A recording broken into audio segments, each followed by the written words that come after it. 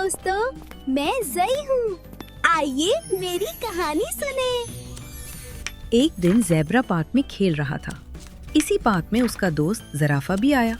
Zebra ने एक छोटी जंजीर उठाई और बोला, ज़राफ़ा आओ, हम इससे झूला बनाते हैं। फिर दोनों ने जंजीर से झूला बांधा और मजे से झूलने लगे। मुझे उम्मीद है कि आपको मेरी कहानी पसंद आई होगी। अलविदा दोस्तों, अगली बार मिलते हैं। अस्सलामुअलैकुम दोस्तों, मैं से हूँ। आइए मेरी कहानी सुने। एक दिन बाहर जोर की ज़ालाबारी हो रही थी। नन्ना असद अपने घर के अंदर बैठा था। उसने टेलीविजन ऑन किया तो उसे एक अजदा नजर आया। असद ने हैरत से अपनी अम्मी से पूछा, अम्मी ये कौन है? अम्मी मुस्कुराई और बोले, बेटा ये अजदा है। फिर असद गौर से अजदा की कहानी देखने लगा। को मेरी कहानी पसंद आई होगी।